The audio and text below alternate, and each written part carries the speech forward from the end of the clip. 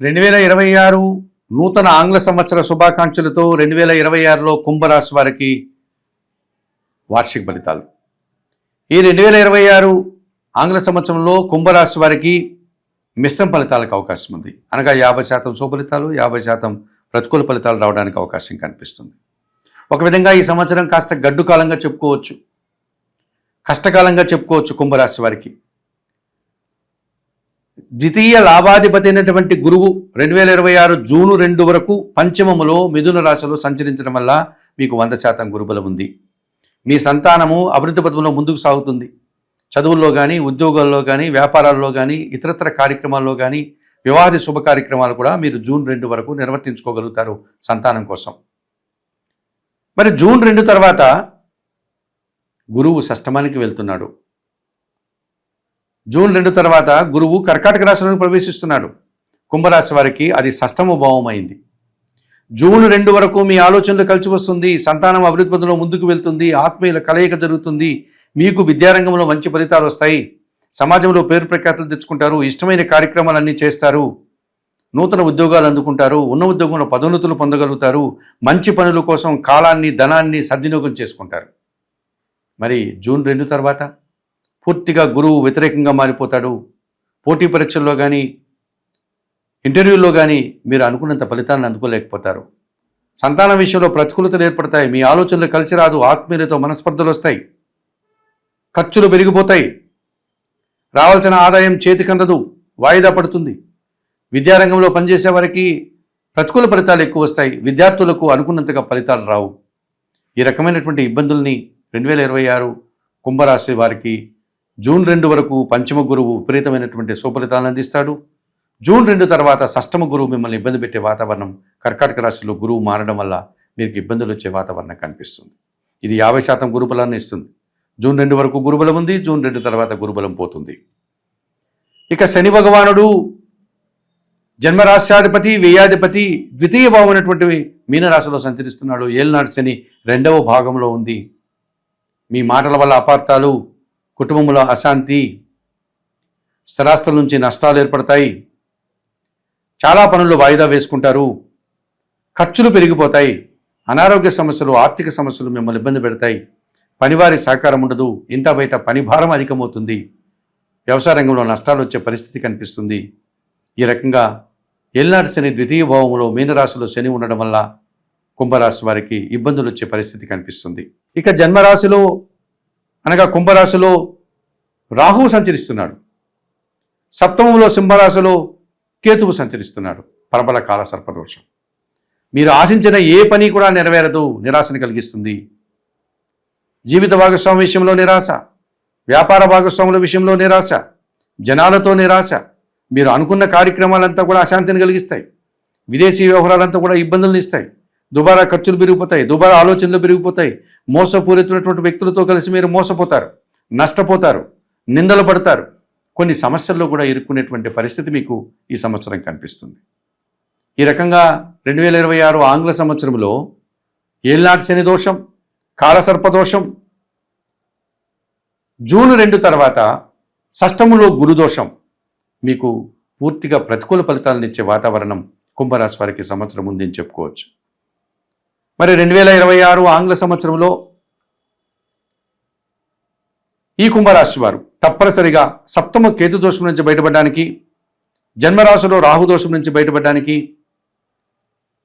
పంచభూత లింగ క్షేత్రాలలో ఒకే ఒక్క క్షేత్రం మనకు ఆంధ్రదేశంలో ఉంది. మిగతా 4 పంచభూత లింగ క్షేత్రాలన్నీ కూడా తమిళనాడులో ఉన్నాయి. ఆ ఆంధ్రదేశంలో ఉన్నటువంటి ఒకానొక పంచభూత లింగ క్షేత్రమే వాయులింగేశ్వర క్షేత్రం, శ్రీకాళహస్తీశ్వర శివక్షేత్రం. సో శ్రీకాళహస్తీశ్వర స్వామివారిని సందర్శించండి. తిరుపతి క్షేత్రానికి సమీపంలో ఉన్నటువంటి, తిరుపతి పట్టణానికి అతి సమీపంలో ఉన్నటువంటి శ్రీకాళహస్తికి వెళ్ళి అక్కడ ఉన్నటువంటి వాయులింగేశ్వర క్షేత్రమైనటువంటి శ్రీకాళహస్తి ఆలయంలో, అక్కడ ఆలయంలో అందుబాటులో ఉండే రావుకేతు పూజలు నిర్వర్తించుకోండి. ఈ సంవత్సరంలో 2 మార్లు మీరు భార్యాభర్తలు కలిసి ఈ రావుకేతు పూజలు నిర్వర్తించుకోండి. రావుకేతు పూజలు నిర్వర్తించుకున్న తర్వాత ఆ ఆలయంలో ఉన్నటువంటి పరమశివుడు శ్రీకాళహస్తీశ్వరుగా దర్శనమిస్తాడు, ఆయన దర్శనం చేసుకోండి. ఆ ఆలయంలో ఉన్నటువంటి పార్వతీ అమ్మవారు జ్ఞానప్రసన్న అమ్మవారుగా మనకు దర్శనమిస్తుంది. అమ్మవారి దర్శనం చేసి నమస్కరించుకోండి. ఆ ఆలయంలోనే దక్షిణామూర్తి వారు ఉన్నారు, ఆయన దర్శనం కూడా చేసుకోండి. ఈ రకంగా చేసుకోవడం వల్ల మీకు గురుబలం పెరుగుతుంది, శని దోషం నుంచి బయటపడతారు, రావుకేతు దోషం నుంచి కూడా మీరు బయటపడతారు. ఈ సంవత్సరంలో 2 మార్లు మీరు శ్రీకాళహస్తికి వెళ్ళి రావుకేతు పూజలు నిర్వర్తించుకోవడం వల్ల మీరు ఈ సమస్యల నుంచి బయటపడడానికి అవకాశం ఉంటుంది. అలాగే ద్వితీయ శని ఉంది కనుక, ఏలినాటి శని ద్వితీయ భావంలో ఉంది కనుక, తమిళనాడులో కుంభకోణానికి సమీపంలో ఉన్నటువంటి తిరునల్లారు ప్రాంతానికి వెళ్ళి తిరునల్లారు అనేటువంటి ఊరిలో వెలసినటువంటి శనీశ్వర స్వామి దర్శనం చేసుకోండి. ఆ స్వామివారి ఆలయం పక్కనే ఉన్నటువంటి కోనేటిలో స్నానమాచరించి శనీశ్వరుని ఆలయానికి వెళ్ళి స్వామివారి దర్శనం చేసుకొని అక్కడ అందుబాటులో ఉండే పూజాది కార్యక్రమాలు నిర్వర్తించుకొని నువ్వుల నూనెతో ఆలయ ప్రాంగణంలో దీపారాధన చేసి రండి. ఈ రకంగా చేయడం వల్ల ఏలినాటి శని దోషం నుంచి మీరు బయటపడతారు. అంత దూరం వెళ్ళలేని వారు నిరంతరం ఈశ్వరుని ఆలయానికి వెళ్ళి స్వామివారిని దర్శించండి. శనివారం రోజు పాలాభిషేకం నిర్వర్తించండి, బిల్వాష్టకం చదువుకోండి, ఈశ్వరుని ఆలయాన్ని శుభ్రం చేయండి, సేవ చేయండి. వయోవృద్ధులకు కానీ గోవులకు కానీ ఆహార పానీయాలు అందించండి, లేకపోతే గోశాలకు కానీ వృద్ధాశ్రమాలకు కానీ వెళ్ళి అక్కడ సేవ చేయండి. ఈ రకంగా చేయడం వల్ల ఈ ద్వితీయ శని దోషం నుంచి మీరు బయటపడడానికి అవకాశం ఉంటుంది. అలాగే మీకు 2026 జూన్ 2 తర్వాత గురువు షష్టమ భావంలోనికి కర్కాటక రాశిలోనికి వెళ్ళిపోతున్నాడు కనుక, గురుబలం తగ్గిపోతుంది కనుక మీరు తప్పనిసరిగా దత్తాత్రేయ స్వామివారిని సందర్శించండి. మనకు కర్ణాటకలో గానగాపురంలో కానీ లేకపోతే ఆంధ్రదేశంలో పిఠాపురంలో కానీ దత్తాత్రేయ స్వామివారి యొక్క ఆలయాలు ఉన్నాయి.